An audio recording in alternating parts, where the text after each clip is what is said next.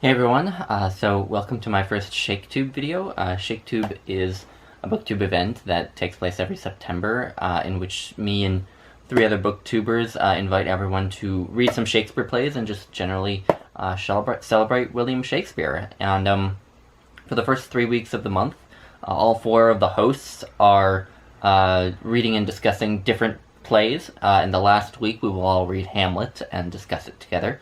But for the first week, I am reading The Comedy of Errors, and so this is kind of one of Shakespeare's earliest plays, or earlier plays. It debuted somewhere in the 1590s. He wrote it really before he'd written any of his great masterpieces. He did, if the order in which the plays are discussed in Marjorie Garber's book, Shakespeare After All, is taken as to be roughly chronological, then he did write Richard III before he wrote The Comedy of Errors, but he hadn't written any of the plays that would really make him immortal yet. However, again, if we take the order in Marjorie Garber's book as roughly chronological, then right after The Comedy of Errors, he wrote Love's Labour's Lost, which is not necessarily a crowd favorite among Shakespeare fans, but it's one of my favorite comedies. And right after that, he wrote Romeo and Juliet. So, so he was, when he wrote this play, he hadn't written any of the great masterpieces, but he was sort of at a junction in his career where he was about to achieve immortality, because, if he had died after he wrote Romeo and Juliet, he would still have some place in the canon, I believe. He wouldn't be the titan that he is if Romeo and Juliet had been the only masterpiece he'd produced, but he would still be, I think, studied now, just to one degree or another. So I think it's kind of interesting to look at The Comedy of Errors in that light. To move now to sort of the plot of The Comedy of Errors. So this is a difficult play because on the one hand, the plot is kind of ridiculous and kind of looked at as being rather simplistic and not having much depth, and yet it's also actually really difficult to describe the plot because a lot of the action that's important to the story happens before the curtain's even raised. It's kind of like Giuseppe Verdi's Il Trovatore in that way, I suppose. It's just an opera where a ton of the action happens before the opera actually begins, which can make it very confusing as well. But anyway, I'm going to do my best to describe the plot of The Comedy of Errors in broad outline to you. So, the play is about Aegeon, who is a merchant from Syracuse, who's currently visiting the Mediterranean city of Ephesus, and he's there to search for his son, Antipholus. And he's come to Ephesus, and he runs into a problem, which is that the Duke of Ephesus has implemented this rigid rule that anyone who wants to enter Ephesus who's a foreigner needs to pay a certain sum to enter, or they'll be put to death.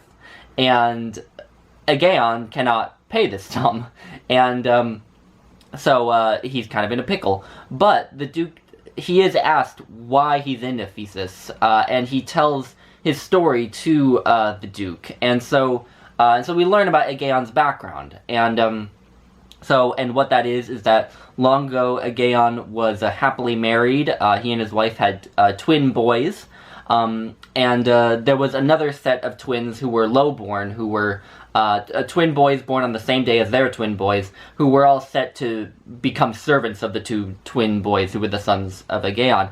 And but when both sets of twins were very, very young, Aegeon and one of his sons and one of the servant twins got separated from the other twins and the mother while at sea, and so Aegeon just assumed that his wife and his son's servant were dead, and raised his own son with the other twin servant boy as his servant, and but his son, who's named Antipholus, has now turned 18 and has decided that he wants to go and find his twin brother, see if he can find his twin brother, and that's taken him to Ephesus, and he's taken a servant with him, of course, and Aegeon has come searching for Antipholus, because he's afraid of losing him, of course, and so that's why he's in Syracuse, and so out of pity, kind of, the Duke declares that if someone comes forward to pay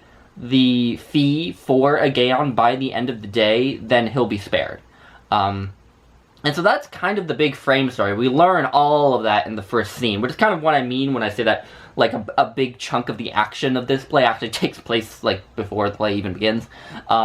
Which can make that first scene a little bit much for me. I don't love exposition dumps right at the beginning of a story, but it's a very small hump to get over, and it's done in very nice, very lovely verse and everything, so, you know, I don't think it's any sort of big flaw with the play, but it did make me feel like it was a bit hard to get into it. This is my second time reading the Comedy of Errors, by the way, and both times I read it, I enjoyed it. But anyway, so after that first scene with that exposition, we turn to Antipholus, Aegeon's son, the Antipholus who Aegeon actually raised, who is there with his servant, who is named Dromio, and Antipholus goes around Syracuse hoping to find his brother, and as you can probably guess by now, and presumably you've read the play, so you know this, Antipholus' twin brother is in fact alive, and so is the twin of Dromio, and they are both living in Ephesus, and somehow they both ended up being named Antipholus and Dromio as well. I don't really know how that happened, but, you know, we're not supposed to question things like that. This is just a comedy. And so basically, people mistaken the Antipholus from Syracuse for the Antipholus from Ephesus, and they mistaken him for that Antipholus. They also mistaken the Dromio from Syracuse as the Dromio from Ephesus, and, you know, sort of hilarity, but also drama ensue. If Antipholus of Ephesus' wife thinks that Antipholus of Syracuse is her husband, and then when Antipholus of Syracuse falls in love with his alleged wife's sister, his alleged wife is pissed off, and, you know, there's a scene where, Adriana, who's the name of the wife of, Antipholus of Ephesus, thinks that Antipholus of Syracuse has gone mad and invites this sort of proto-psychiatrist or whatever. There's some crazy stuff that goes on. But of course it all ends well when it turns out that Aegeon's long-lost wife was living in Ephesus the whole time as an abbess at a convent. And she kind of comes onto the scene, clears everything up, and Antipholus of Syracuse in the end offers to pay the fee for Aegeon, but the Duke, in his infinite kindness, decides to cancel the payment, and everyone lives happily ever after. So, yeah, anyway, it's a complicated plot. If I were to describe every error that's made in the Comedy of Errors, we could be here all day. But I think this is a well-constructed play. I really think it's clever how Shakespeare manages to make it so that there are so many different errors made that all get cleared up in one elegant final scene. I really think that that's a lot of fun. There are some fun scenes, some funny scenes. There is some great verse as well. It's not exactly Shakespeare's most inspired writing, I don't think, and it doesn't exactly have the thematic depth of a lot of the plays that were to come. But what I think is kind of interesting, and what a lot of people point out with this play, is that it has a lot of elements in it, plot elements in particular, that would become more and more important to Shakespeare in his plays. So we have mistaken identity, we have the siblings being mistaken for one another, the siblings being separated in a shipwreck, which you can obviously see in Twelfth Night. We have the mother revealed at the end to be actually alive when everyone thought she was dead or gone, which is kind of like the end of The Winter's Tale. We also have this idea of losing oneself to find oneself, because Antipholus of Syracuse sort of does go through this weird sort of identity crisis, where he's in this town where everyone seems to know his name. Everyone seems to have these expectations of him and to meet these obligations, and he's just sort of, he's just thrown into this identity crisis. Like, who am I when it seems like everyone around me thinks I'm someone else, you know? And that is probably the most sort of dramatically compelling aspect of the play. I don't think it behooves us to read too much into it, but Harold Bloom does say that, quote, Antipholus of Syracuse is a sketch for the abysses of self that are to come. So, and Marjorie Garber also says that losing oneself to find oneself is a major theme in Shakespeare, especially in the comedies. So, you know, I'm not on no grounds on saying that is kind of an interesting characterological development for Antipholus of Syracuse.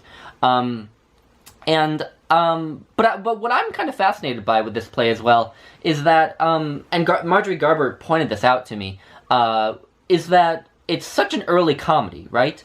And yet it actually has a lot more in common with the late romances, like Cymbeline and Pericles and The Winter's Tale, than it does with the high comedies, the comedies that most people actually like, that most common people know and maybe have seen or read, like, you know, As You Like It and A Midsummer Night's Dream and Much Ado About Nothing, etc.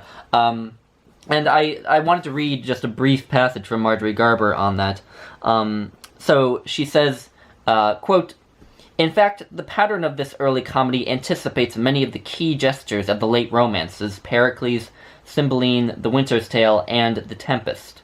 The family reunion, the theme of losing and finding, some revelations dramatically anticipated by the audience, and others that will come as a surprise to them, and the presence of a wise figure of experience, which is the abbess, which was also Aegon's wife,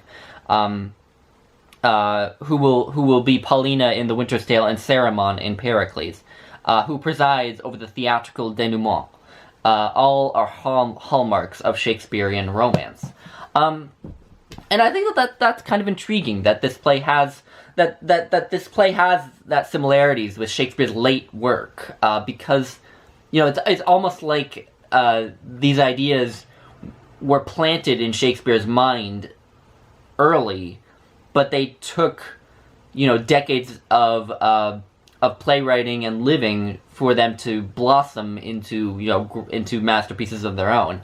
You know, it took him getting Hamlet and Romeo and Juliet and Antony and Cleopatra and Twelfth Night and all the other masterpieces that most people know of out of him, for these ideas to blossom into full-fledged ideas of their own, and for Cymbeline and The Winter's Tale to be written. And I think that's kind of intriguing. I don't really know what it means or whether I'm reading too much into it, but I just thought that was an interesting sort of note.